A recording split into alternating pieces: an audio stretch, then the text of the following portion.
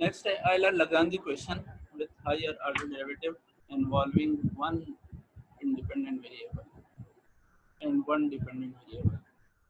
To state the boundary condition for the f x y prime y double prime and nth derivative, and find the Lagrange equation for the extremal. So here the functional, here the extremal is functional is I is equal to y of x, which is integral from f from x1 to x2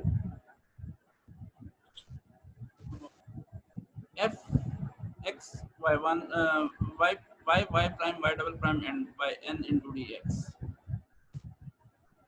with the boundary condition हमने यहाँ पे इसने x1 x2 नहीं लिखा, आप लिख रहे हैं x1 to x2, तो x1 पे भी बाउंड्री कंडीशन डिफाइन होगी और इसी तरह x2 के ऊपर भी बाउंड्री कंडीशन डिफाइन होगी, और ये आपने हमेशा कांस्टेंट ही लेनी है कि y of x1 is equal to boundary condition इन पे लगाएंगे आप, इस पे, इस तरह इस पे और डेरिवेटिव वाले टर्म पे।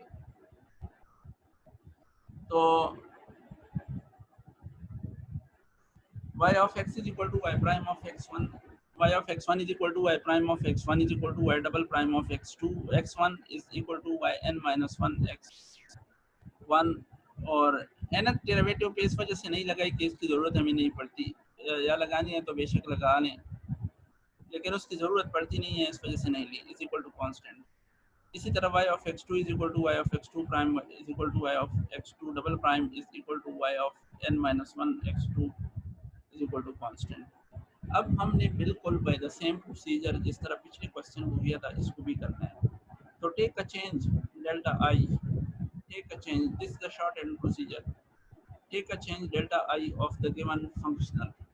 तो delta I is equal to x1 to x2। अब चेंज कैसे लेना है, जैसे मैंने पहले बताया था आप लोगों को कि आप जो है क्या करें, इस डिपेंडेंट वेरिएबल को छोड़ के, सॉरी इंडिपेंडेंट वेरिएबल को छोड़ के y से स्टार्ट करना है। तो देखिए partial f over partial y into del y plus, अब second partial f over partial y prime into del y prime, फिर y डबल प्राइम है तो partial f over partial y double prime into del y prime, फिर last है partial y n, partial f over partial y की nth derivative into del y n into dx। अब ये integral अलग अलग लगा देना है, इसके ऊपर अलग इंटीग्रेशन आ जाएगा, इसके ऊपर अलग, अगले वाले पे अलग, अगले वाले पे अलग, इस तरह आ जाएगा। अब जिसमें प्राइम या डबल प्राइम या nth डेरिवेटिव इन्वॉल्व है उस टर्म को आपने सिंप्लीफाई करना है, उस टर्म से आपने डेरिवेटिव को फिनिश करना है। कैसे होगा कि आप उस टर्म को, उस टर्म के ऊपर आप इंटीग्रेशन बाय पार्ट लगा दें, जिस तरह इस टर्म पे इंटीग्रेशन बाय पार्ट लगाई हुई है, पार्शियल एफ और partial Y prime into del Y prime, इस पे उसी तरह जिस तरह ये पहले भी हम लगा चुके हैं। इसको आप फर्स्ट फंक्शन कंसीडर करें पार्शियल एफ और पार्शियल वाई प्राइम को, और डेल वाई को आप सेकेंड। तो फर्स्ट फंक्शन इंटीग्रेशन जब डेल वाई की करोगे तो प्राइम खत्म हो जाएगा, x1 x2 माइनस आ जाएगा, और इस पे जब आप अपर लिमिट और लोअर लिमिट लगाओगे तो अगेन चूंकि upper limit del Y Y of x2 constant है तो चेंज उसमें जीरो होगा, तो इस वजह से ये टर्म जीरो हो जाएगी, और इसी तरह लोअर लिमिट में भी ये जीरो हो जाएगी, आपके पास ये टर्म बच जाएगा।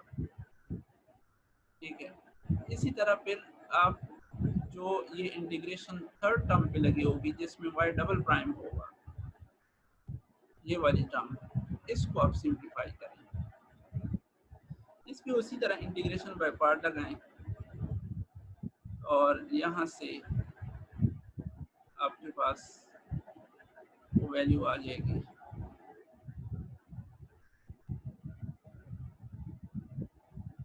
फर्स्ट फंक्शन इसको लेना, इसको सेकंड माइनस ये आ जाएगा, इस पे दोबारा से फिर इंटीग्रेशन, ये फिर जीरो हो जाएगा, इस पे दोबारा से इंटीग्रेशन बाय पार्ट लगाना है, इस पे दोबारा से इंटीग्रेशन बाय पार्ट, जिसमें डबल डेरिवेटिव इन्वॉल्व है उस पे दो दफ़ा इंटीग्रेशन बाय पार्ट लगेगा। तो जब दो दफ़ा इंटीग्रेशन बाय पार्ट इस पे लगेगा तो यहाँ पे भी डेल वाई प्राइम आपका सेकंड होगा, ये फर्स्ट होगा, ये सेकंड होगा, ये डेल वाई प्राइम सेकंड होगा, तो इस पे डेरिवेटिव डबल हो जाएगी ये। और एक एक जिस तरह इस पहले केस में देखें, एक माइनस साइन बाहर निकलता है ये, तो जब डबल डेरिवेटिव होगा डबल पार्शियल एफ और partial Y double prime into del Y prime होगा, उससे जो ये टर्म आएगी ना वो कुछ इस तरह आएगी, इधर -1 का स्क्वायर हो जाएगा, x1 टू x2 हो जाएगा, डेल वाई हो जाएगा, और ये डेरिवेटिव डबल हो जाएगी। इसी तरह जब यहाँ पे ट्रिपल प्राइम होगा तो ये -1 का क्यूब हो जाएगा और ये डेरिवेटिव थर्ड ऑर्डर की हो जाएगी, और इसी तरह ये प्रोसेस चलता जाएगा। ये देखें उसने ये लिख दिया। सिमिलरली ये थर्ड ऑर्डर डेरिवेटिव, थर्ड इस टर्म की करस्पॉन्डिंग जो टर्म आई है that is equal to -1 cube integral from x1 to x2 third order derivative. इसी तरह nth टर्म की करस्पॉन्डिंग ये टर्म आ जाएगी। अब ये वैल्यूज आप दोबारा से इक्वेशन 1 में पुट कर दें, सारी वैल्यूज इक्वेशन 1 में पुट कर दें। इक्वेशन 1 में पुट करने से आपके पास ये इक्वेशन बन जाएगी। अब इस इक्वेशन में जो डेल वाई है वो कांस्टेंट कॉमन है सब में, वो बाहर निकाल लें, इंटीग्रल भी सबका एक जैसा है वो भी बाहर लिख लें, तो ये बन जाएगा। एक तो ये है for the extremal curve delta I को 0 कर दें, और दूसरा इन सब में से डेल वाई कॉमन है वो बाहर लिख दें, डेल वाई बाहर लिख दें। तो यहाँ पे फिर मैं वही उसी तरह आप लोगों को बता देता हूँ कि ये जो है, ये देखें, ये जो ब्रैकेट में लिखी हुई है यहाँ से लेकर यहाँ तक ये कंप्लीट आपका एफ ऑफ एक्स एफ बन रहा है, और ये जी ऑफ एक्स बन रहा है, और जी जो है वो एंड पॉइंट पे 0 है। तो according to first fundamental theorem of variational calculus फिर ये 0 होगा, और जब ये 0 होगा तो this is Euler-Lagrange equation which is obtained from the functional which involve one independent variable and one dependent variable and corresponding higher order derivative, मतलब y1 prime y2 y prime y double prime y triple prime up to yn तक। तो इसी तरह ये equation आ जाएगी। अब ये देखें, this is a single equation.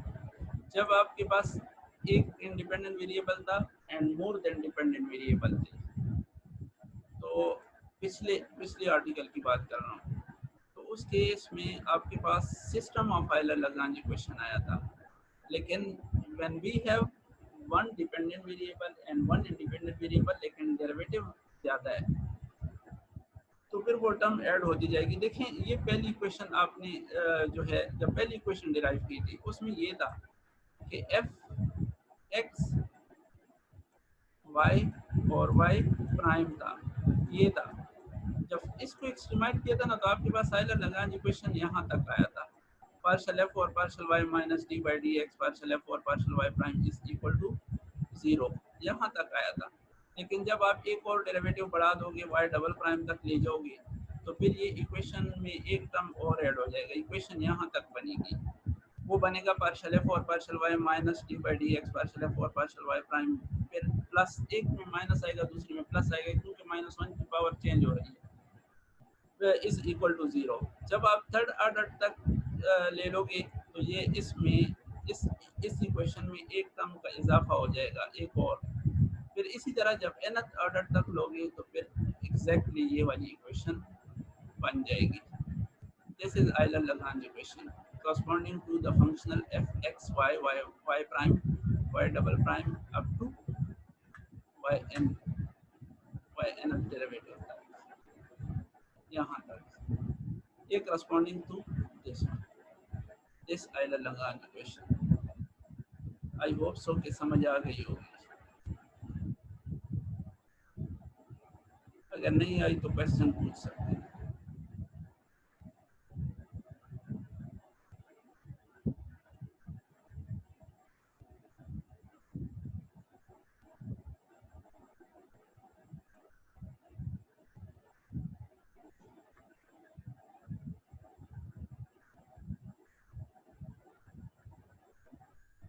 Break करनी है या पढ़ाते रहें?